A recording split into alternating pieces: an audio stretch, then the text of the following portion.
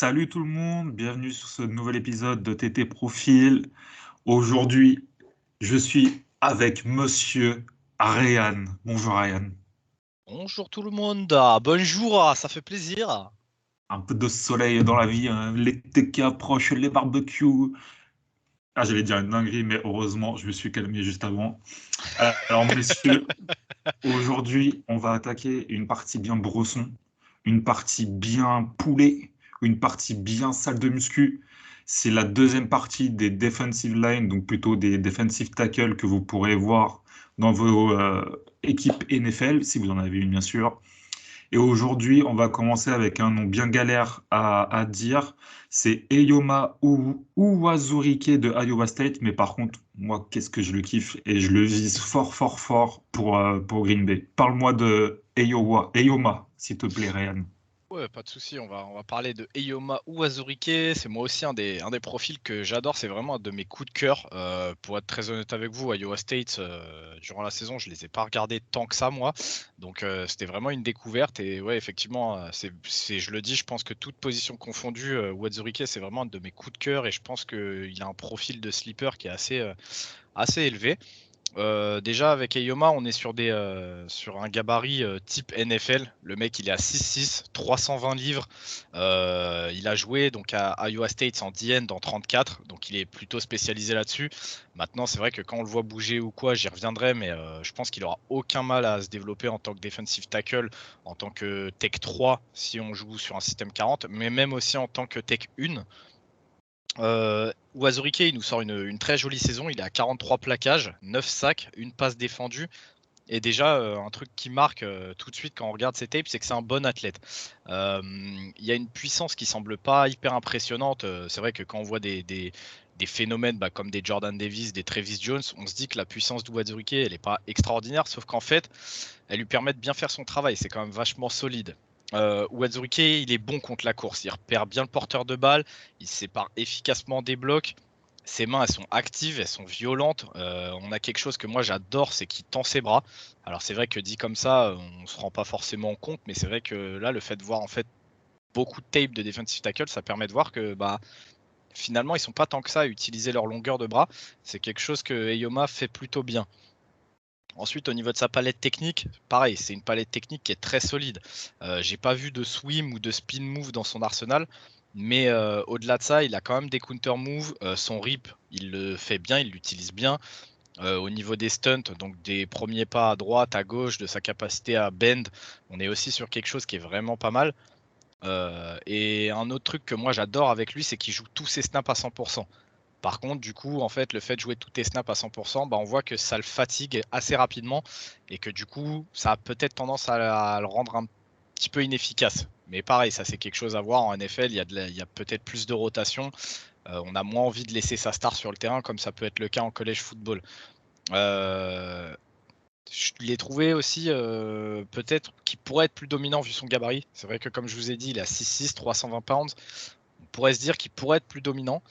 Maintenant, comme je vous en ai parlé dans ses points forts, il a des counter moves, mais malheureusement, overall, j'ai trouvé ça un petit peu trop faible dans le sens où trop souvent il reste trop buté en fait sur son choix pré-snap. C'est-à-dire que si le mec il a décidé que sur ce snap-là, il allait rentrer un rip move, en fait tout du long il va essayer de continuer, même s'il voit que son rip move il est contré assez rapidement, il va continuer d'essayer de le faire tout le reste du jeu. C'est quelque chose à travailler justement. Tu essayes de rentrer ton rip, tu vois qu'il passe pas, hop, tout de suite, passe un counter move, essaye de passer un spin, essaye de passer autre chose, repasse en bull rush, essaye de créer en fait comment on peut dire en français, essaye de créer du chaos en fait au niveau de tout ce qui est tackle box pour essayer de justement rendre le travail de l'offense un petit peu plus compliqué. Du coup, en définitive, Uwazurike, on est sur un prospect que j'aime énormément, déjà de par sa versatilité, d'après moi, toujours Polyvalence. sa polyvalence, merci Val, de sa façon de jouer, comme je vous ai dit, il pourra jouer Tech 1 ou 3 dans un schéma 40. Ensuite, il pourra tout à fait jouer Dien dans un schéma 30, c'est ce qu'il fait déjà à Iowa State. T'ajoutes à ça son gabarit qui est quand même vraiment intéressant. Et je serais pas étonné de le voir aligné en fait même en nose tackle en 30 sur certains packages en NFL. Par exemple, tu es en 3e et 27, tu sais que les mecs vont jouer de la passe, vas-y aligne-le en nose tackle. Le mec est bon en fait sur pass rush. Il a toutes les armes en fait pour avoir un spot de titulaire solide en NFL dès son année 1. Et au pire des cas, vraiment, moi, dans le pire des cas, je le vois quand même comme un bon joueur de rotation à terme. À côté de ça, bah voilà, c'était le profil de Eyoma ou Azurike de Iowa State. Ouais, assez d'accord avec toi, Ryan. Je vais pas en dire plus que ça sur lui, parce que t'as bien résumé la chose. Alors, on va passer à un autre joueur hein, qui nous vient de la SEC. Et on va passer un gros bonjour à Vols France sur Twitter. Et on va parler de Matthew Butler. Là aussi, encore un profil très intéressant. Un mec, euh, un mec qui a plutôt pas mal performé pendant ses années à Tennessee. Donc, je te laisse présenter Matthew Butler. Bah pareil, Matthew Butler, dans ce tier 4, on est aussi sur un joueur que j'aime beaucoup. Matthew Butler, c'est defensive tackle. Ça a joué souvent en 40 à Tennessee. Il est à 6'4", 299 pounds. 24 ans par contre, c'est vrai que c'est quelque chose que moi j'avais pas spécialement noté au moment où j'ai checké ses tapes. C'est quelque chose qu'on a vu sur le tard un petit peu. Et j'étais pas au courant. Donc son développement, faudra peut-être qu'il s'accélère un petit peu, mais en fait je lui vois aucun problème à ça. Pareil, je vais y revenir. Donc Matthew Butler, on est sur 47 plaquages, 5 sacs et un forced fumble la saison dernière. Déjà, dans ses points forts, j'ai noté une taille et un poids idéal pour une Tech 3 en NFL. Tech 3, c'est vraiment sur un schéma 40, on a vraiment le nose tackle. Généralement, ça va être la tech 1 et on a le defensive tackle qui généralement va être la tech 3. Je pourrais rentrer un petit peu plus dans les détails. N'hésitez pas à nous demander en commentaire ou quoi si vous voulez plus de détails, mais c'est juste un alignement qui est différent. Donc, comme je vous l'ai dit, un bon gabarit pour sa position. Le rapport taille, poids et taille de bras est vraiment dans les standards NFL. On est sur un joueur qui a un très bon athlétisme, il est bien mobile, il a la capacité à se déplacer latéralement avec le jeu sur les courses en zone sans perdre son gap de responsabilité. On sait que c'est quelque chose qui est important. Je le trouve puissant, je le trouve explosif. Il a vraiment de quoi faire du dégât en fait au milieu de la ligne. Je lui ai trouvé une jolie poursuite, un haut du corps qui est assez violent et surtout une attitude agressive qui est quelque chose que je recherche beaucoup chez mes defensive linemen personnellement. Et ensuite, j'ai noté, entre parenthèses, que c'était un diamant brut, parce que selon moi, il y a du travail à faire, il faut le polir un petit peu, et effectivement, comme je vous disais, je ne savais pas qu'il avait 24 ans, donc ce travail, il va falloir le faire peut-être un petit peu plus rapidement que prévu.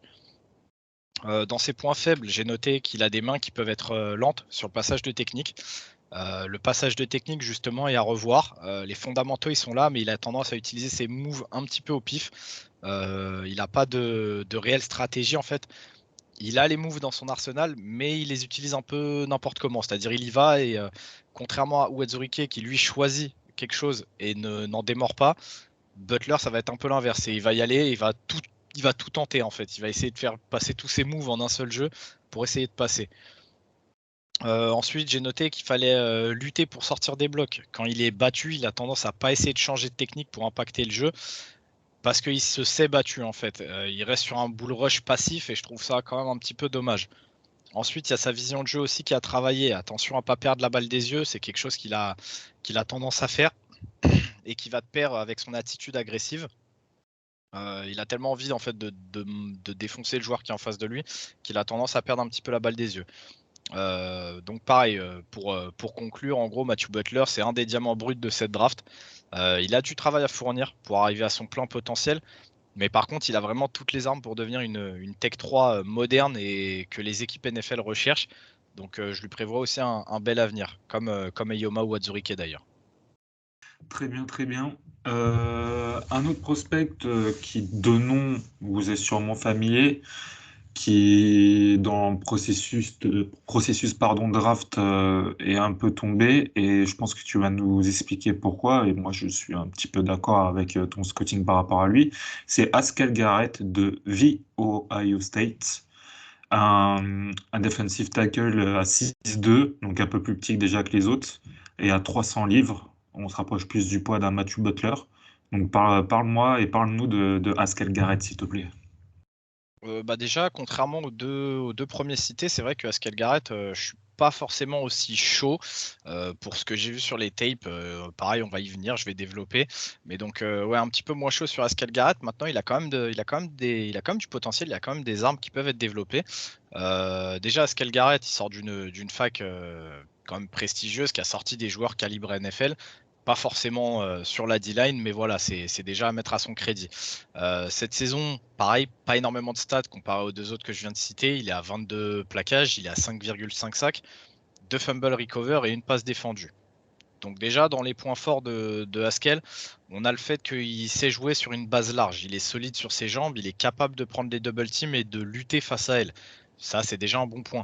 On a aussi un joli swim move. C'est clairement son arme numéro 1. C'est pareil, quand on voit les tapes, c'est peut-être un des plus jolis swim moves de la draft. Son swim move, il sort vite, il surprend bien. C'est clairement son arme numéro 1. Ensuite, il a son premier pas. Son premier pas capable de démarrer vraiment à fond en passant justement son joli swim move. Il est vraiment capable de battre des gens en un claquement de doigts sur son premier pas. Maintenant, le problème, c'est que justement, il ne le fait pas tout le temps. Ça va, ça vient. Moi, j'aimerais voir un peu plus de constance parce que, comme je vous dis, entre son swim move et son premier pas explosif, ça pourrait vraiment être une dinguerie en fait, Garrett. Et je trouve vraiment que cette inconsistance, c'est quelque chose qui va le desservir en fait. Ensuite, dans ses points faibles, j'ai noté qu'il n'y a aucune séparation. Je le vois quasiment jamais bras tendu. Soit il part et il tente de rentrer un rip sur son first step, soit il part, il tente de rentrer directement son swim move. Mais en fait, à chaque fois, ses bras, ils sont pas tendus. Et c'est trop compliqué pour un defensive tackle de pas tendre tes bras parce que justement, ça te fait partir perdant sur la plupart des jeux de course adverses. À côté de ça, j'ai noté qu'il était souvent trop haut. Le fait de jouer trop haut, ça fait qu'il perd son effet de levier, ce qui le met trop souvent en galère car il est déséquilibré. Je l'ai bien vu se faire pancake au moins 2-3 fois facile, rien que sur cette saison quand j'ai checké ses tapes. Pareil, c'est quelque chose que moi j'aime pas voir. Ensuite, sa palette de mouvements de pass rush, elle est moyenne. Les moves sont là, mais ils sont mal exécutés ou alors bien trop loin à sortir. Comme je vous dis, il n'y a vraiment que son swing move qui est élite. Sinon, le reste, c'est trop mauvais, c'est encore trop à travailler. À côté de ça, il reste trop de temps dans les blocs. Il tarde à envoyer un counter move quand il pense à en faire un. C'est pareil, c'est trop souvent, tu le vois rester sur son même truc et jamais passer de counter move. C'est quelque chose que tu attends de voir chez un joueur qui part en NFL en fait. Et ensuite, à côté de ça, j'ai trouvé qu'il y avait beaucoup trop de jeux en dehors du terrain en fait. J'ai noté un petit entre parenthèses, est-ce que c'est le cardio avec un point d'interrogation? Le problème c'est qu'on n'en sait rien parce que on n'est pas dans les rosters de la fac, mais il y a trop de jeux où il est en dehors du terrain. Et d'ailleurs, ça se ressent sur son manque de stats. Et c'est incompréhensible. On ne sait pas est-ce que le joueur il est blessé, est-ce qu'il y a un problème de cardio, est-ce que c'est le schéma qui veut ça. En tout cas, moi, un joueur qui passe autant de temps dehors du terrain, forcément, c'est une interrogation. Ouais, je suis assez d'accord avec toi. Après, on sait que Ohio State, c'était assez particulier au niveau de la défense. Il y avait des moments où on se demandait pourquoi tel ou tel joueur n'était pas sur le terrain ou pourquoi il y en a un qui était sur le terrain, pourquoi ça changeait autant. Donc bon, peut-être que voilà, il y a peut-être un problème de moteur ou peut-être que c'était voulu. On ne sait pas trop, mais dans tous les cas, ça reste un profil intéressant, mais attention à pas trop s'enflammer non plus sur lui. On va passer à notre dernier du tier 4, si tu le veux bien, si tu me le permets. Oui, bien sûr, bien sûr. Et Surtout pour lui, je te le permets, mais tous les jours. alors, on va peut-être parler de celui qui semble le plus intéressant sur cette ligne défensive de Texas A&M, parce qu'on verra deux autres mecs sur un autre épisode et qui me paraissait beaucoup moins talentueux que Jaden Peavy de Texas A&M. Donc, prends ton temps, explique-nous bien comment il est, parce que ça a l'air d'être quand même potentiellement un petit sleeper de cette draft. Ouais, clairement. Clairement, Jaden Peavy, c'est pareil que Wadzorike ou Matthew Butler, je le vois vraiment comme un espèce de diamant vraiment brut. Pour être très honnête avec vous, c'est quelqu'un, forcément, vu que Val et moi, on regarde pas mal de matchs de sec, c'est quelqu'un qu'on a vu jouer. Et pour l'avoir vu jouer cette saison, en fait, il m'avait vraiment pas sauté aux yeux. Et donc, de base, au tout début de notre classement, quand on a commencé à faire les tiers, je l'avais mis dans le tiers 5-6. Je le voyais par là. Finalement, je l'avais glissé en 6 quand j'avais commencé à scout un petit peu les defensive tackles du tier 5. Et donc, je suis venu à faire son scouting. Et puis là, en fait, c'est limite la révélation. Jaden Peavy, on est sur un defensive tackle de 6-6, 315 pounds. Il sort une saison à 43 plaquages, 2 sacs, un forcé de fumble, une interception, 3 passes défendues. Et comme je vous dis, c'est vraiment la révélation. Jaden Peavy, déjà, il est puissant. Il a un joli punch bien violent qui lui permet de créer une séparation avec le bloqueur adverse et lui permet de récupérer des plaquages dans le hole. Le hole, si vous voulez, c'est en gros tout ce qui se passe entre les deux lignes et un petit peu dans le backfield adverse, donc là où il y a le quarterback et le running back au moment du snap. C'est cette zone-là, on l'appelle le hole. Donc le fait d'avoir justement ce punch et de créer cette séparation, ça lui permet d'aller récupérer des plaquages au moment où le running back passe sans perdre trop de terrain. C'est quelque chose qui est très important pour un defensive tackle. Ensuite, à côté de ça, Jaden, il est actif. Ses jambes, elles sont en mouvement. Ses mains, elles sont actives et violentes. Ça s'arrête jamais. Pivi, il est hyper travailleur et en fait, il se crée des opportunités de briller. Et c'est ça que j'adore avec lui. Euh, comment je peux essayer de vous vendre ça un petit peu plus clairement pour vous qui ne faites peut-être pas forcément de football. C'est qu'en fait, le mec s'arrête jamais de tout le jeu. Ses jambes, le fait qu'il reste en mouvement, ça crée du déplacement sur la ligne. Le fait que ses mains restent en mouvement, ça lui crée une opportunité de plus de passer une technique ou alors d'entrevoir une brèche chez un O-line qui n'a pas forcément un jeu de main qui est bon. Et tout ça, ça lui crée des opportunités justement de faire des stats, des plaquages pour perdre, des sacs, de faire des forced fumbles. C'est vraiment quelque chose qu'il a de par son travail plus que par son talent en fait. C'est vraiment cool à voir. Ensuite, j'ai noté que Jaden Peavy il était intéressant de par son activité sur le pass rush. Il doit encore travailler certains points, mais son gros moteur lui donne un potentiel qui est vraiment très intéressant. Il est très bon contre la course, il sait se placer dans son gap de responsabilité rapidement tout en stuffant son O-line, c'est-à-dire il se place dans son gap de responsabilité et ensuite avec ses bras et sa puissance, il va aller pousser le O-line dans un autre gap. Ce qui fait que avec un seul joueur, tu arrives à bloquer deux gaps. C'est hyper important, c'est quelque chose qui a vraiment de la value en fait quand on est sur la ligne défensive. Ensuite, je lui ai noté un bon take-off sans être exceptionnel non plus. Maintenant, il a aussi des points faibles. Attention au placement de main. S'il a beau avoir des mains actives et puissantes, elles sont quand même mal placées de temps en temps. Pivi continue de se battre en fait dans le bloc et à se créer des opportunités de plays, mais il gagnerait à mieux placer ses mains. Ensuite, j'ai dit attention à pas s'encastrer dans la O-line adverse, ça lui arrive aussi. Il doit plus utiliser sa longueur de bras dès le take-off, c'est-à-dire qu'en fait, il a beau avoir un joli punch, c'est vrai qu'au niveau du premier pas, il a tendance à aller s'éclater dans le O-line et ensuite à essayer de tendre ses bras. Il gagnerait à en fait balancer ses bras directement pour créer directement une séparation et ensuite, une fois que ses bras sont tendus, à continuer de driver le O-line. Attention à sa tendance à baisser la tête au contact, ça arrive aussi. C'est pareil, les joueurs qui sont agressifs, ils veulent faire mal, donc en fait, ils ont tendance à baisser la tête pour aller mettre un coup de plafond au line, alors qu'en soi, ça sert à rien. Ensuite, sa palette technique qui est assez limitée sur le pass rush, il devra faire un travail là-dessus. Il a un joli rip, son rip est très puissant, mais je ne l'ai pas vu passer énormément de swim. Son spin move est pas fou, et c'est vrai que overall, on est sur une technique de pass rush assez limitée. Ensuite, j'ai noté qu'il n'était pas bon quand il s'agit de bend en bout de ligne sur tout ce qui est stunt. Donc les stunts, comme vous avez dit, c'est le fait de crosser entre les D-end et les defensive tackles. C'est quelque chose qui se faisait beaucoup à Texas A&M. Mais en fait, Pivi, il est quand même assez lent et il n'est pas très bon en fait pour bend en bout de ligne. Donc c'est pas quelque chose que j'aimerais le voir faire en NFL. Et ensuite, j'ai noté qu'il était assez lent pour réduire la distance entre lui et le QB sur pass rush. Donc c'est vrai que des fois, il réussit à se sortir des blocs et tout, mais le QB en fait a le temps de lancer en urgence pour pas se faire sac. Ça explique aussi son manque de stats en sac. Mais il arrive quand même à créer de la pression, c'est quelque chose qui est cool. Donc j'ai noté pour conclure que Pivi, on se dirige sur un poste de defensive tackle. Sûrement Tech 1 en NFL. Je lui vois pas assez d'athlétisme en fait pour réussir en DN sur une 34 parce que comme je vous ai dit, il a du mal à bend, il est un petit peu lent. Mais peut-être qu'il pourrait réussir une transition en nose tackle sur 34, c'est à voir. On part sur un possible starter ou en tout cas un solide membre d'une rotation, mais dans un cas comme dans l'autre, il a totalement sa place dans un effectif et ce dès dès le premier jour en NFL, mais non, bien sûr, comme je vous l'ai dit, tier 4, mais en tout cas, dès sa première année en NFL, je le vois rentrer dans une rotation sans aucun problème. Très bien, monsieur Ariane. Je suis assez d'accord avec toi et on vient de finir notre tier 4. Donc on va passer au tier 5 et on va commencer avec un joli bébé qui était encore une fois en SEC, qui d'ailleurs, si je me trompe pas, de mémoire, parce que ça c'est vraiment toi qui as scout vraiment cette partie-là, donc de mémoire, John Ridgway de Arkansas, il était nose tackle pour Arky.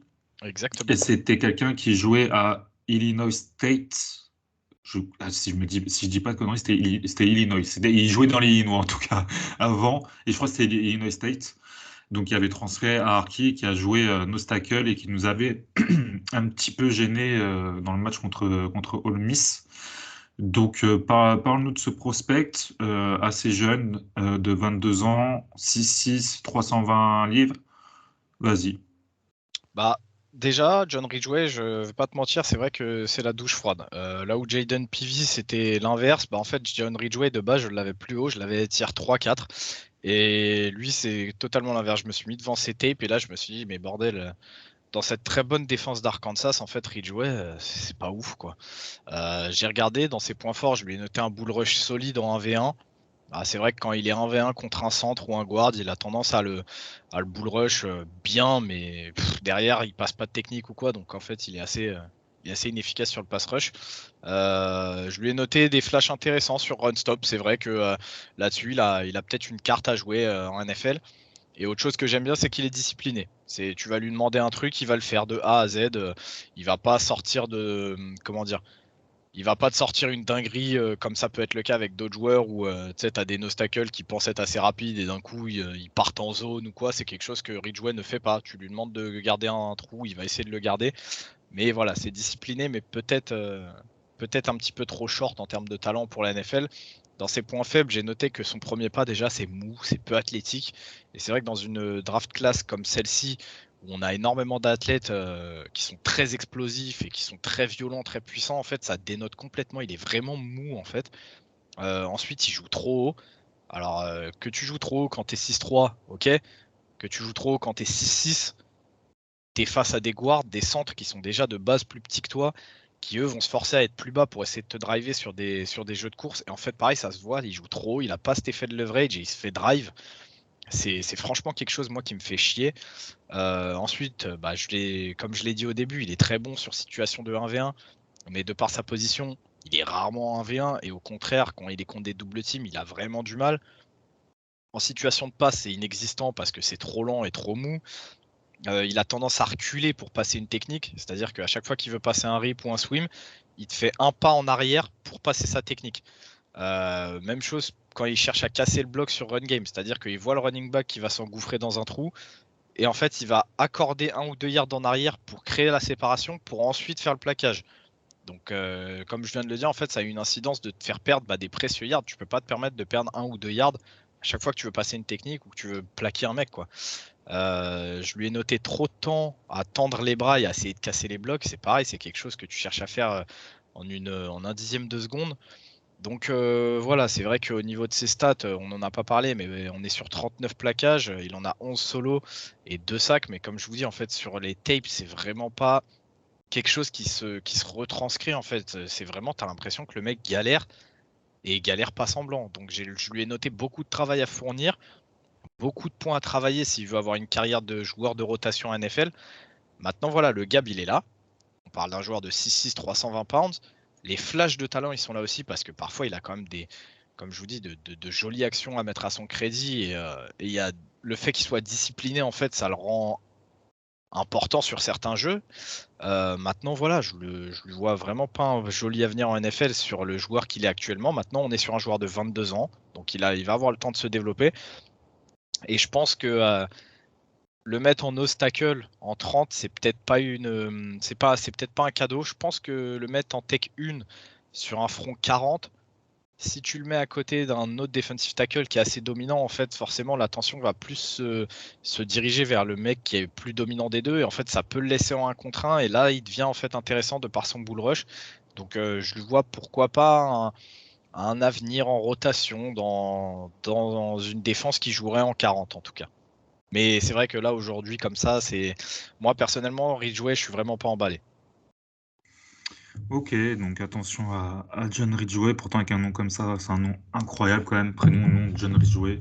Ouais, franchement, ouais, non, mais même quand tu le vois, tu sais, il y a le gabarit et tout, il y a la gueule, tu sais, t'as l'air d'avoir un joueur vraiment, tu sais, un gros blanc, genre vraiment, oh, mais non, malheureusement, non, tu vois.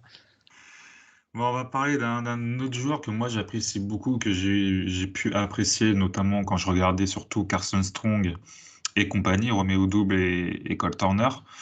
C'est Peterson, pardon, Dom Peterson de Nevada. Un petit defensive tackle, mais qui a quand même pas trop mal performé cette saison. Ouais. Dom Peterson, pareil, j'adore. Ça fait partie des mecs que je préfère dans ce tier 5. Et c'est surtout, en fait, de par sa manière de jouer. Comme tu l'as dit, c'est un petit defensive tackle. On est sur un defensive tackle qui a 6 pieds de haut. C'est petit, c'est très petit. Il est à 285 pounds. Pareil, c'est léger, c'est light. Mais en fait, il s'en sert de manière magnifique. Cette année, il fait une saison à 39 plaquages, il a 5,5 sacs, un fumble recover et 3 passes défendues. Mais voilà, comme je vous l'ai dit, le fait que ce soit un undersize d'été, il sait l'utiliser et en fait, il ressemble beaucoup à Aaron Donald dans sa manière de jouer. Alors attention, je vous dis pas que Dom Peterson c'est Aaron Donald, mais juste en fait, les similitudes dans le jeu, elles se voient. Il est hyper explosif, il est hyper vif, c'est impressionnant à voir. Pour son gabarit, il a quand même de la force. Alors je sais pas si c'est vraiment sa force ou le fait qu'il est petit et qu'il réussisse à jouer bien bas et ce qui fait que en fait forcément ça devient une galère pour les O-line à le jouer. Mais quand on le voit, on se dit putain, pour sa taille et son gab, il est quand même, il arrive à tenir bien et c'est quelque chose que j'apprécie beaucoup. Ensuite, pareil, le fait d'avoir un petit gabarit, il sait que c'est sa force, il joue à fond tout le temps. Il est tout le temps à 100% et il a le cardio pour faire ça sur tout un match. Ensuite, c'est un vrai danger sur situation de pass rush. Il est à 25 sacs en carrière à Nevada en 3 ans, je crois, si je dis pas de bêtises, 3 ou 4 ans. 25 sacs pour un defensive tackle, c'est vraiment bon. Maintenant, voilà, dans ses points faibles, j'ai noté malheureusement la taille. C'est con à dire, je suis pas de ceux qui font des grosses différences niveau taille-poids, mais c'est vrai que c'est toujours une interrogation. Je sais qu'il y a beaucoup de GM qui vont juste voir sa taille et se dire ah ouais non, on va partir sur autre chose, ce qui est complètement con quand on voit justement un mec comme Aaron Donald. Ensuite, j'ai noté qu'il manquait parfois des plaquages à cause de son envergure. Pareil, c'est con, mais le fait qu'il soit petit, il a des plus petits bras et il a parfois du mal à aller enlacer le running back pour l'emmener au sol. Et ensuite, j'ai noté que c'était pas le meilleur pour lutter contre les double teams sur jeu de course. C'est vrai qu'une fois qu'il est pris dans le bloc, il a du mal parce que voilà, c'est un gabarit qui est léger et donc il se fait driver assez facilement. Par contre, il est très bon au début en fait du double team, c'est-à-dire que tant que le double team l'a pas saisi, il est capable d'aller jouer en fait dans l'intervalle entre les deux et il a la palette technique et en fait l'explosivité pour se faire et souvent on le voit justement surprendre des double teams parce que très vite il se glisse entre les deux. Mais par contre voilà, c'est vrai qu'une fois qu'il est pris dans le bloc, c'est un peu plus compliqué. En tout cas moi voilà, Dom Peterson c'est un profil que j'aime bien. Maintenant il sera pas à mettre entre toutes les mains. Je pense que Diane dans 34 ça peut le faire, mais c'est pas le poste où je le mettrais le plus. Faut vraiment essayer de le caler. Faut vraiment essayer de le caler, ouais, effectivement, sur une 40, je pense, en Tech 3, à côté d'un gros nose qui, lui, pour le coup, est vraiment bien costaud, bien maffé, parce que il va forcément attirer une double team sur lui. Et donc, à côté de ça, ça laisse Peterson en 1v1. Et là, par contre, il y a danger. Sur situation de pass rush, il y a vraiment danger.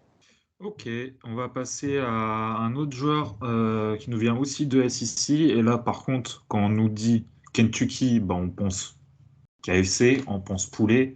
Et je pense que Monsieur Marquand McCall, il n'a pas raté beaucoup, beaucoup de poulet à la cantine parce que 379 livres.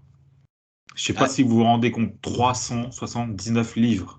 C'est énorme. c'est énorme. C'est un buffle. C'est un Je, buffle. je sais même pas si, tu sais, le nose tackle de Florida qu'on a à Green Bay, TJ Slater, TJ Slayton, Slayton, je sais plus, Slayton. Je crois même pas qu'il était à 379. Je crois qu'il avait dû maigrir parce qu'il était beaucoup trop gros pour jouer. Et 379, Ah, mais c'est moi j'ai énorme. une question pour toi. Comment il va faire en NFL? Ça va être compliqué. Il faut qu'il perde du poids. Il faut qu'il perde du poids, comme c'est le cas pour votre nose tackle à vous. Il va falloir qu'il perde un petit peu.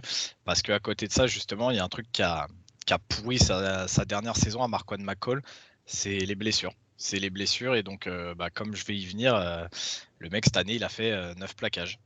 C'est sa ligne de stats. Et c'est con quand tu vois ce que le mec a été capable de faire sur le peu de matchs où il a joué. C'est con en fait. C'est dommage. Et c'est peut-être même ça qui va le faire chuter un peu. Je l'ai mis en tier 5 parce qu'il y a quand même vraiment du potentiel. Donc effectivement, Marquand McCall, nose tackle, 6'3", 379 pounds, bah, dans ses points forts, forcément, j'ai noté très puissant et il se fait pas bully. Il se fait pas, comment on pourrait dire ça, bully en français, il se C'est fait. pas bolos, quoi. Ouais, voilà, c'est ça. Vous pouvez lui envoyer même des double teams, le mec il les regarde, il va peut-être pas faire, il va peut-être pas avancer, mais en tout cas il reculera pas, quoi, ça c'est clair. Ensuite, je lui ai noté un take-off qui est impressionnant. Alors, c'est pas le plus explosif, mais quand on prend en compte son poids, bah en fait, ce take-off plus la puissance plus son poids, ça lui permet d'avancer quasiment à chaque snap.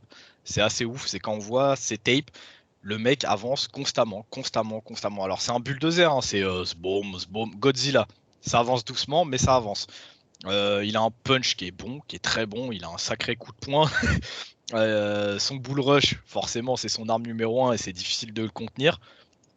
Maintenant, voilà, dans les points faibles, bah, c'est les points faibles qui vont avec son gabarit. Il est trop limité techniquement. Il gagnerait énormément, je pense, à étoffer cette partie de son jeu, que ce soit à la course ou à la passe. Situation de passe, bah forcément 379 pounds, donc je le trouve trop passif. Il compte beaucoup trop sur la puissance et son bull rush. En fait, il essaye toujours d'attraper son gars et de le faire reculer. C'est comme je vous dis, c'est son unique arme en fait sur situation de passe.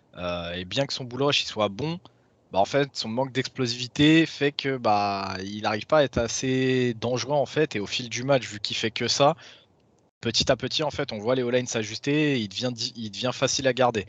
Ensuite, je lui ai noté seulement un spin move en counter move.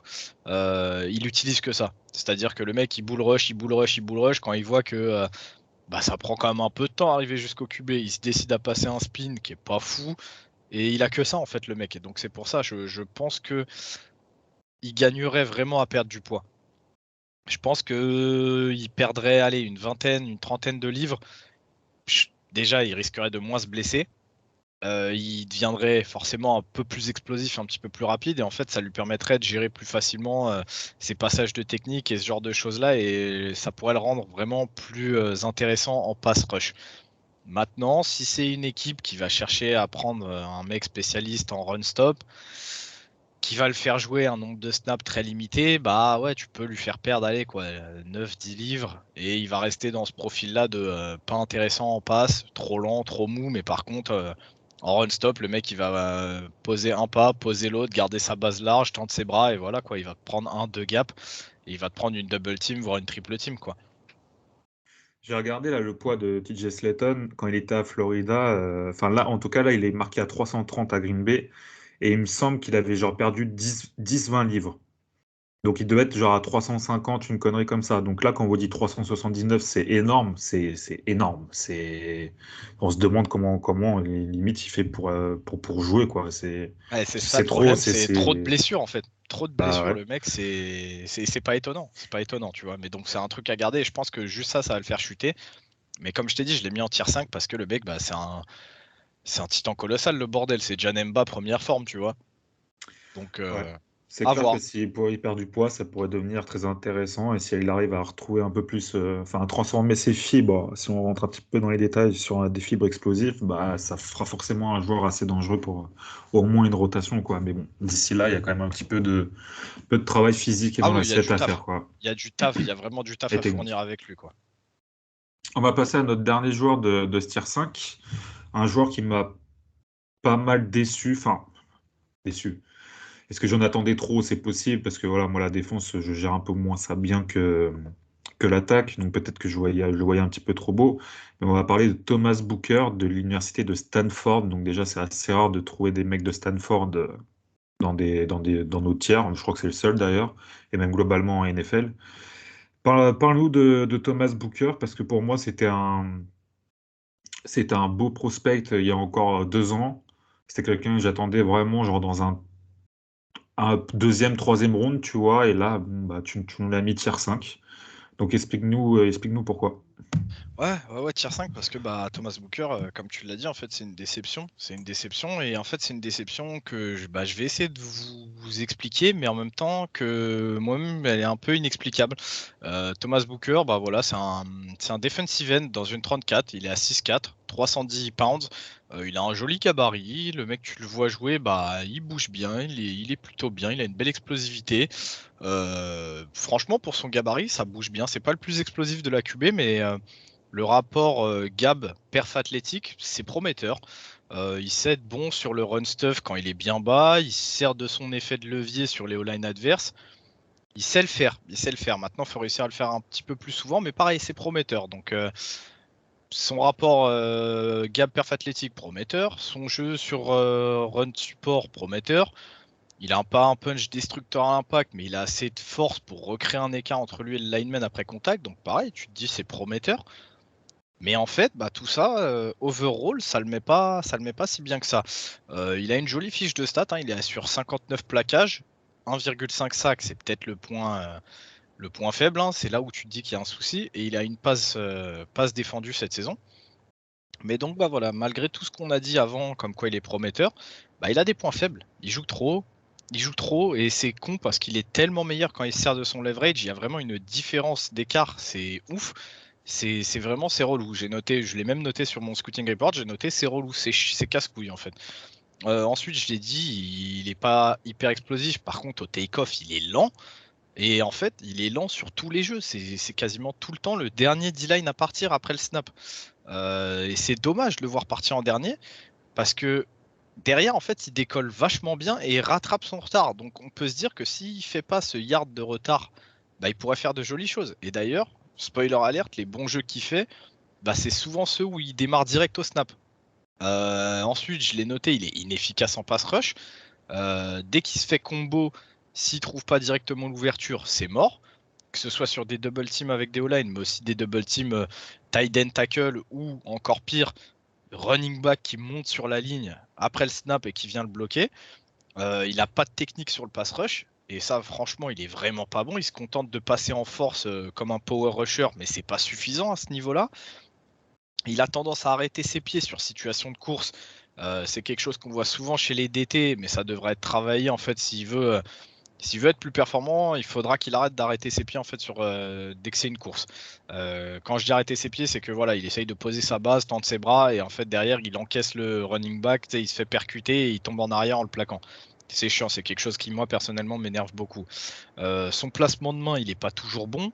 On le voit souvent avoir ses mains au-dessus des épaules des adversaires et en fait ça le met en difficulté. Donc en définitive, sur Thomas Booker, on se dirige vers un joueur capable d'assumer le taf de DT en NFL. Quand je dis DT, je le vois donc en Tech 3 sur un front 40. Mais je le vois surtout comme un rôle de DT de rotation.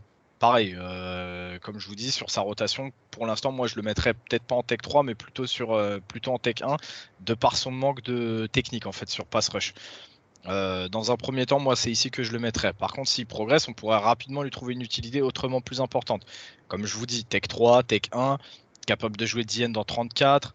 Et je pense même que, vu sa palette dans sa globalité, il serait capable d'assumer le rôle de nose tackle sur un front 30 en situation de passe évidente.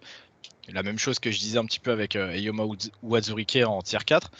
Ça rend tout de suite son profil vachement plus intéressant. Mais pour ça, bah, faudra absolument qu'il progresse en pass rush. Pour le moment, c'est trop faible. C'est juste trop faible en pass rush. C'est pas ouf en run et c'est beaucoup trop faible en pass rush. En fait, ce que j'ai l'impression de ce que tu me dis, c'est que en gros, c'est prometteur, mais c'est tout ce qu'on a attendu pendant sa carrière à Stanford. C'est ouais, c'est prometteur. C'est ça. On va attendre l'année prochaine. C'est prometteur. On va attendre et combien on en connaît des defensive line ou des joueurs en NFL qui ont été prometteurs en college football et qui sont prometteurs sur leurs 2 premières années. Puis après, bah, tu te dis bah bon bah le mec il a 24-25 ans, il reste prometteur, je vais pas prendre le risque. Et puis au final, 1 ou 2 ans après, il est même plus en NFL. Et puis ça va trop vite, c'est ça. En NFL, ça va trop vite. C'est-à-dire, ok, une année prometteur, une deuxième année prometteur. À partir de la troisième année, les mecs qui commencent à se dire, j'ai un mec qui a le même profil que lui à la draft, qui est lui aussi prometteur. Sauf qu'il arrive à 22 ans, le mien là, il a 24, 25 ans. C'est un business. Vas-y, t'as ta dernière année, on voit, t'es claqué, bah nick, on te prolonge pas. Et en fait, le problème, c'est que vu que t'as pas assez prouvé, bah t'as pas d'autres appels, parce que bah, les équipes NFL, elles s'en tapent, et si elles recherchaient ton profil, elles sont allées le chercher à la draft ou quoi.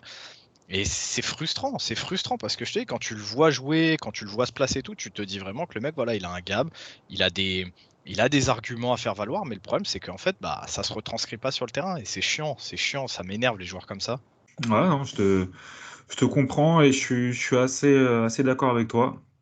Donc, on a fini notre tier 5, on va passer au tier 6. Et on va commencer avec un joueur d'Alabama, Labrian Ray, qui a dû faire face à beaucoup de concurrence à Alabama à son poste, mais qui a aussi connu une blessure qui a mis fin à sa saison assez prématurément, si ça se dit, je crois que ça se dit. Donc, parle-nous de Labrian Ray. Est-ce que ça peut être un vrai bon coup en fin de draft ou est-ce que non, c'est un petit peu trop compliqué finalement? Non, moi je le vois juste en fait, ça dépend de l'endroit où il va tomber. Typiquement, c'est le genre de mec qui, si les Pats, par exemple, réussissent à mettre la main dessus, le mec peut exploser, d'ici 2 ans. Là, Brian Ray, donc pour ceux qui le savent pas, c'était, allez, pas loin d'être une superstar en high school. Le mec, je crois qu'il était noté 4-5 étoiles. C'était vraiment un gros prospect en sortie de high school. Maintenant, comme l'a dit Val, en fait, il a été assez gêné tout au long de sa carrière à Alabama par la concurrence et les blessures.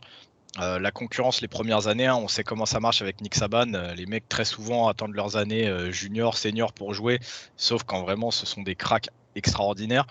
Donc là, Brian était fort, mais voilà, sur la D-line ces dernières années, on a du Daron Payne, on a du Quinnen Williams, on a du Jonathan Allen. Enfin, tous ces mecs-là, en fait, c'est tous les mecs qui ont barré la route à la Brian Ray, quoi. Et quand il est arrivé sur ces années où il allait rentrer dans la rotation, bah, il a eu une petite blessure par-ci, une petite blessure par-là, une grosse blessure par-ci, qui fait que bah, le mec, petit à petit, tu joues pas, quoi. À Alabama, tu joues pas. Le temps de te remettre en forme, bah, c'est mort, tu t'es fait sauter ta place, quoi. Cette année, il est rentré un petit peu dans la rotation et il n'a pas fait grand-chose. Il a fait 11 plaquages, 5 solos et 1 sac. Mais il y a des arguments pour la Brian Ray. Donc il a surtout joué en D-end sur le schéma 34 défense hybride de Bama. Il est à 6'5", 283 pounds. Je lui ai noté un bon punch. Ça lui permet souvent de choquer le bloqueur en 1v1 et ensuite de descendre faire le jeu. Et quand je vous dis choquer, c'est quelque chose qui se trouve pas forcément partout dans cette draft. J'ai noté pas mal de bons punch, mais il y a une différence entre le punch qui te permet de recréer une séparation, mais en restant, comment dire, en restant en contact de ton adversaire, et celui qui choque. La Brian, c'est vraiment un punch. Il patate le mec, et le mec en fait se retrouve choqué, n'est plus au contact de la Brian, et en fait avec ce petit dixième de seconde où ils sont plus en contact, la Brian part comme un ouf et en fait descend faire le jeu littéralement. Tu vois, il n'est plus tenu par le O-line, donc il se barre. Ensuite, j'ai noté qu'il sait jouer bas et il sait se servir de son leverage pour empêcher les O-line. Pour embêter plutôt les O-line. Ça, c'est pareil, c'est un truc que souvent les bons joueurs font. Et comme je vous dis, c'était un sacré joueur de high school. Il sait comment casser les couilles en fait au O-line. Et ça, même quand il a été placé nose tackle en 34. Il y a certaines reps où il est placé nose tackle dans la 34 et pas forcément sur des situations de passe évidentes. Et même comme ça, il a réussi à faire chier les O-line. C'est à noter quand le mec, comme je vous ai dit, n'est qu'à 283 pounds. Je lui ai noté pas d'autres points forts notables parce que bah, malheureusement, je pense que vous avez compris, ça a été dur de trouver ses tapes. Il n'a pas beaucoup de jeux et ça, c'est assez dommage. Par contre, je lui ai noté quelques points faibles. Il a beau avoir un sacré punch, ses mains ne sont pas assez violentes sur le passage de technique et le cassage de bras. Le passage de technique, c'est tout ce qui est rip, swim move. En fait, il n'est pas assez explosif là-dessus. Il passe la technique, mais il la passe un petit peu mollement, ce qui fait que bah, perd de son efficacité. Le cassage de bras, c'est la même chose. C'est comment dire. Le cassage de bras, c'est le fait de retirer les bras du O-line avant même que le O-line ait posé ses mains sur vous, ou alors justement une fois qu'il a posé ses mains sur vous, d'être capable de lui retirer ses mains pour ensuite faire quelque chose. C'est pareil, c'est assez mou en fait. La Brian n'est pas hyper explosif là-dessus. Ensuite, je lui ai noté une palette technique qui est assez faible sur le pass rush. Il n'a pas de counter move, ou en tout cas, il ne l'a pas montré. Et il devient facilement prévisible. Maintenant, ça, c'est quelque chose à mettre entre grosses parenthèses parce que justement, il n'y a que très peu de tape de la Brian Ray. Ensuite, j'ai noté justement sa perte de poids. Comme je vous disais, 283 pounds pour la position, c'est léger. Mais c'est sa perte de poids depuis sa blessure qui le restreint à faire certaines choses. Par contre, ça lui a fait gagner en vitesse et en explosivité. Donc, la Brian Ray, effectivement, c'est vraiment, comment dire, c'est vraiment un point d'interrogation dans cette fin de draft, mais en fait, il y a des jolis flashs de potentiel. Et je pense que c'est le genre de joueur où nous, on n'a peut-être pas forcément les armes pour voir ce qu'il vaut. Mais une équipe de scout NFL qui est avisée, bah forcément, elle peut mettre la main sur ses tapes de high school, elle peut le faire venir en entretien individuel, elle a pu aller le voir au Pro Day, elle peut aller en fait et lui demander d'exécuter tel drill de telle façon parce qu'ils veulent, ils veulent juger en fait un aspect de son jeu. C'est des trucs que nous, on n'a pas forcément accès à ça, mais en fait, les teams NFL vont l'avoir.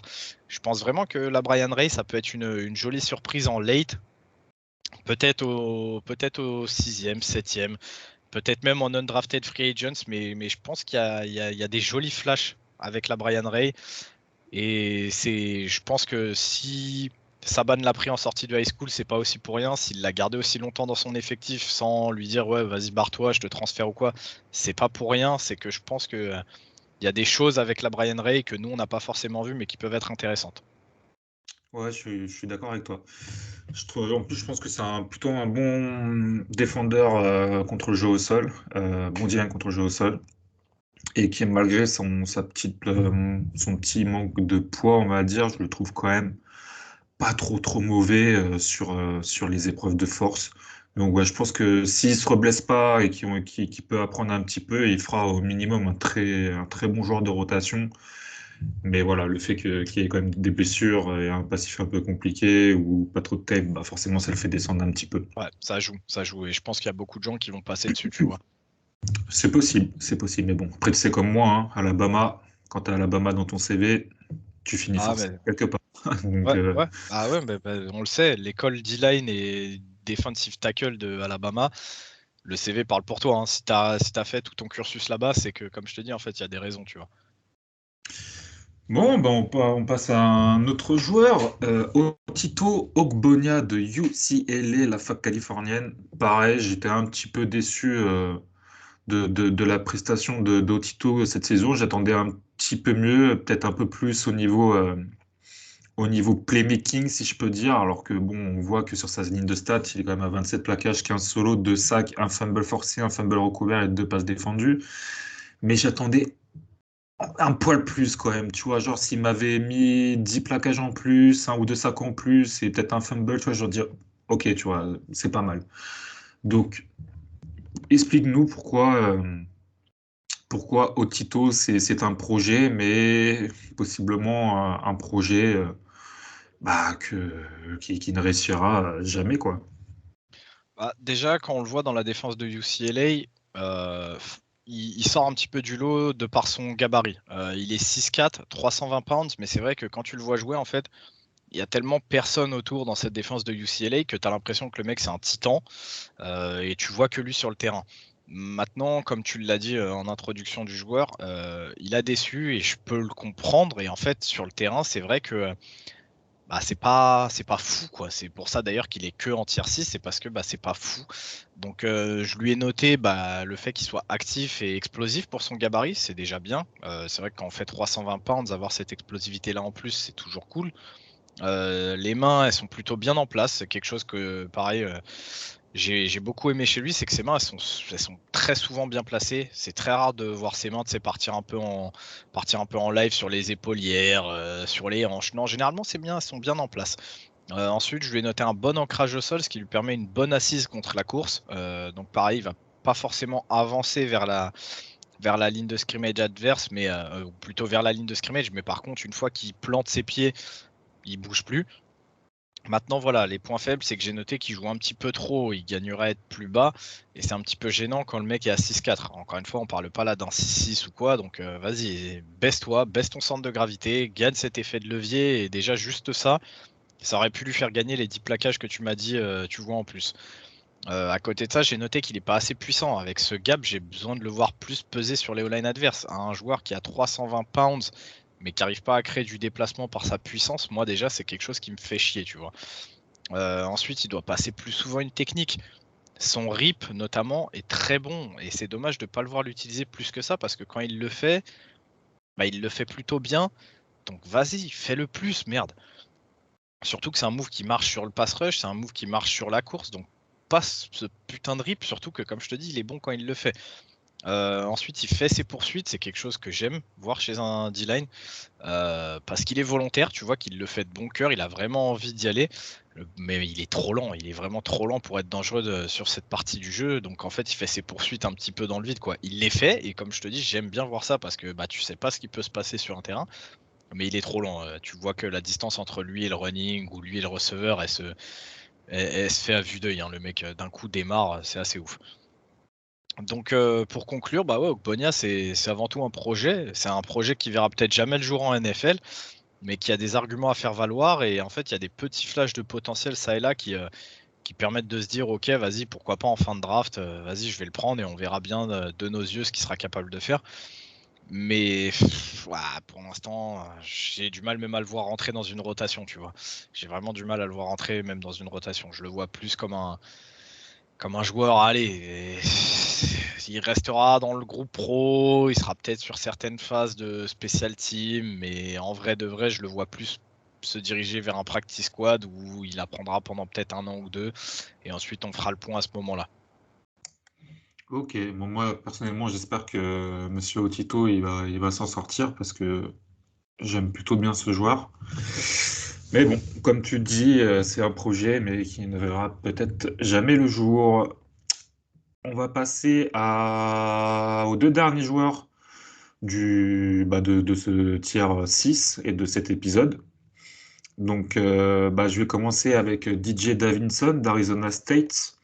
Donc, Arizona State, hein, comme vous savez sûrement, si vous suivez ou si vous ne savez pas, qui a eu quand même des très belles classes de recrutement ces dernières années, mais qui a eu beaucoup, beaucoup, beaucoup, et je rajouterai un beaucoup, de mal à développer ses joueurs. Et vous allez en voir là, sur les prochains épisodes, vous allez en voir trois. Et on va commencer par DJ Davinson, du coup. 6'5", 325 livres. C'était un redshirt senior, j'ai pas son âge, je suis désolé. C'est quelqu'un qui a vraiment un gros gabarit pour le poste, qui est très intéressant d'un point de vue taille, longueur de bras et puissance sur le haut du corps. Malheureusement, pour moi, c'est un athlète qui reste quand même très moyen sur le reste de ses aspects athlétiques et qui manque pas mal de flexibilité sur le haut du corps. C'est vraiment un peu un tronc, c'est vraiment très carré, hein. C'est en haut, voilà, ça va pas à gauche, ça va pas à droite, ça reste très droit. Et du coup, c'est un peu embêtant. On vous l'a répété beaucoup de fois, mais quand on a un tronc, un haut du corps pas flexible, ça empêche des big plays ou ce genre de choses. Ou pour un defensive tackle, ça empêche certaines choses pour le pass rush ou pour le plaquage, enfin, ce genre de choses. Donc je pense qu'il a par contre une value en tant que defensive tackle sur early downs ou sur par exemple 3e et 1, ce genre de play. Donc vraiment sur des jeux où ce sera possiblement contre du jeu au sol. Mais là où il est, là, enfin, il sera plus là pour faire le poids, en fait. Pour moi, je vois vraiment très peu de qualité de main, etc. Donc, en fait, ce sera plus quelqu'un qui prendra peut-être un ou deux all-line et c'est tout, quoi. Pour libérer de l'espace pour ses coéquipiers. Par contre, je trouve qu'il a un bon IQ et une bonne vision pour voir où est le ballon. Il se fait rarement avoir par les RPO, par les options des QB ou sur les screens. Il identifie très vite où va le ballon. Malheureusement, il n'a pas les qualités athlétiques pour faire suivre cette bonne vision, donc c'est assez dommage. En point faible, comme je vous l'ai dit, sa mauvaise technique de main, c'est un gros problème. Il a une panoplie pardon, de moves faibles, malgré une bonne puissance dans les mains pour des 1 contre 1. Et le haut du corps, il a quand même du mal à se défaire des blocs à cause de son manque de technique. En double team, il est quasiment shutdown à chaque fois, voire quasiment vraiment tout le temps, quoi. Je crois que je l'ai jamais vu passer une double team. Et il a souvent un petit peu trop d'agressivité sur la fin des plays. Et après, il y a un petit manque de consistance dans son effort. Donc, on va dire que c'est vraiment le mec que tu vas demander assez bêtement. Tu prends le mec qui est en face de toi, tu pousses. Parce qu'il sait pas faire autre chose.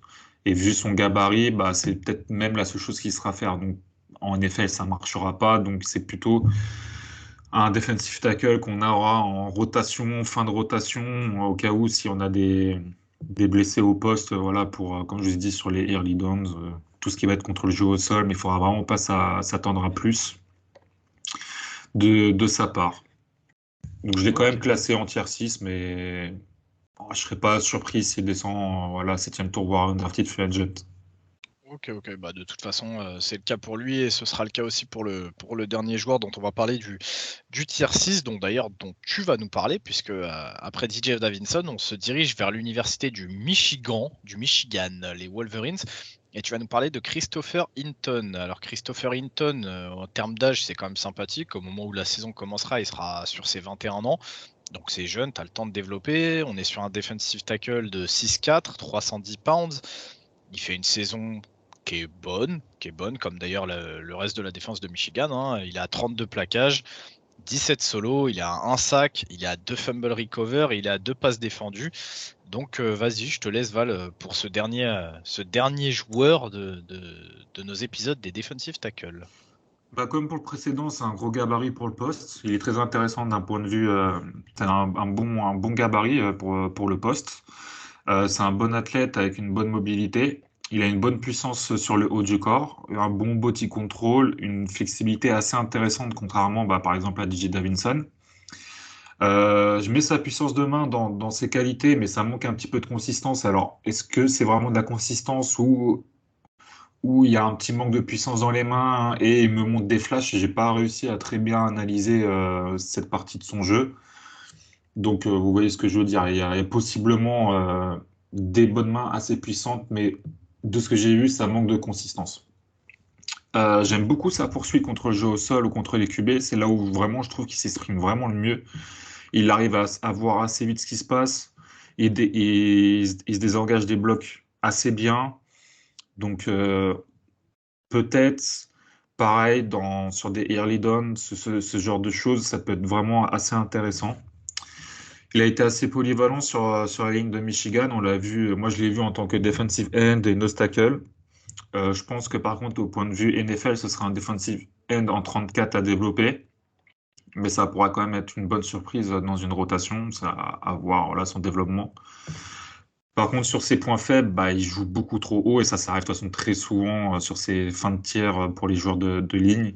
On a vraiment un problème, enfin, il a vraiment un problème sur la bataille des leverage. Alors, je sais pas comment on dit en français, Ryan, mais Leverage, c'est effet de levier. ouais, C'est voilà, l'effet de levier. Vu qu'il est trop haut, il peut pas passer en dessous de son vis-à-vis et il perd très très souvent cette bataille-là. Donc, il n'a pas d'impact sur le O-line et c'est lui plutôt qui recule. Donc, sûrement à cause de ça.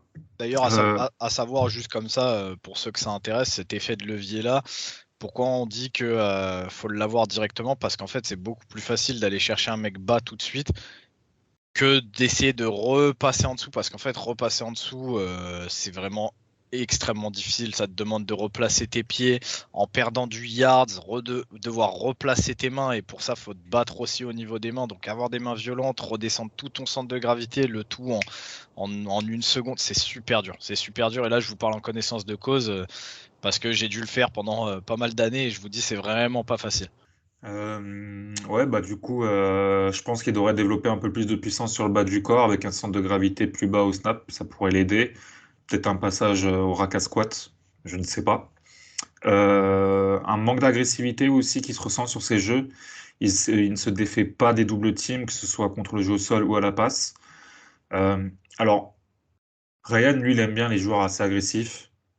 Enfin, je pense qu'on aime tous parce qu'il faut de l'agressivité, mais on parle souvent de qu'il faut pas de l'agressivité mal placée. Donc souvent à la fin des plays, des dirty plays, ce genre de choses.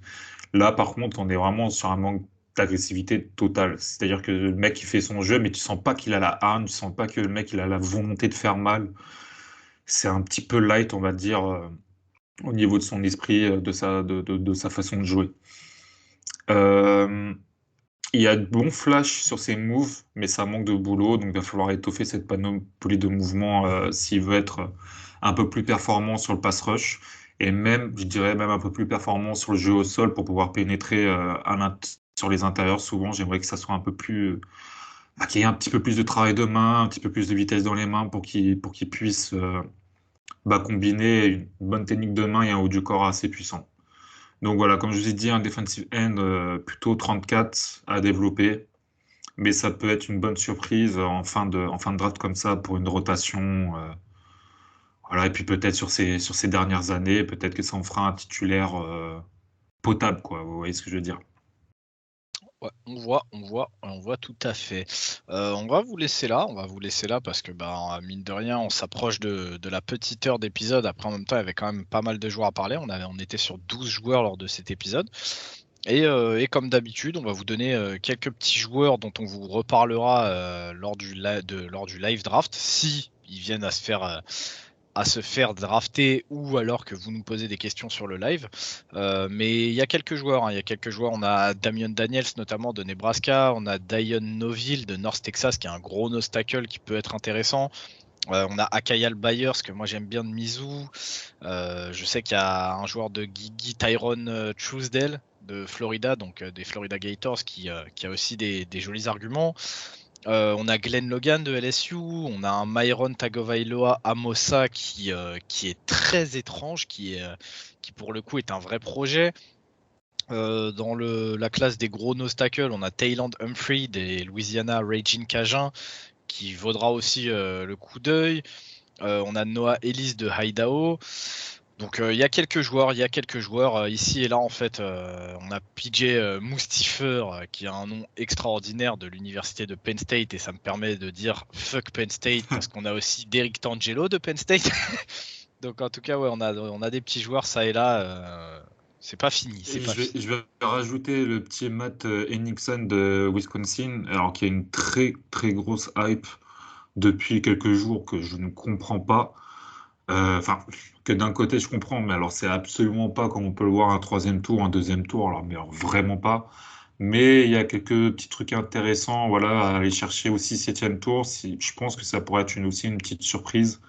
Mais attention, comme d'habitude, l'enflammade d'avant draft, Oui, l'enflammade d'avant-draft sur on un la joueur connaît, hein. qui vaut un cinquième, sixième tour, et là on vient de dire oui, mais c'est un top 15, extraordinaire. Et si, aussi, je peux rajouter Rajoute. un de mes petits gars, Nolan Cockerill de Army, joueur incroyable. Bon, il aura jamais une grosse carrière en NFL, je pense, mais qu'est-ce qu'il était plaisant à voir sur cette D-line, sur cette défense de Army qui a fait très très mal. Voilà, j'espère qu'il aura au moins sa chance en NFL pour voir ce qu'il peut faire. C'est ça. Mais en tout cas, nous, comme on vous a dit lors du live draft, si ces joueurs sont draftés ou alors que vous nous posez une question sur le chat, on vous en parlera. On vous en parlera un petit peu plus en détail. On aura le temps. On sera sur des 5, 6, 7, 8 heures de live. Donc, vous inquiétez pas, on aura le temps de parler de ces joueurs-là. En tout cas, nous, on fait des bisous à tout le monde. Et puis, on se retrouve assez rapidement pour un épisode qui sera peut-être un petit peu plus sexy pour vous, puisqu'on parlera des edge et du reste de la classe de defensive end, outside linebacker, et avec là aussi des jolies surprises encore sur le board, Val. Ouais, exactement. Comme tu as dit, des bisous, sauf à ceux qui mettent Trevon Walker, top 5 de la draft. Il était obligé. Allez, tu veux aussi souhaiter un petit bonjour aux gens qui mettent Malik Willis dans le top 3? Allez, Non, allez. à la limite, je le conçois un peu plus, tu vois, je le conçois plus que Trevon Walker, mais bon. Allô, ouais, on t'entend plus, il y a de la friture sur la ligne. Allez, salut tout le monde. Des bisous, ciao. Je suis mort.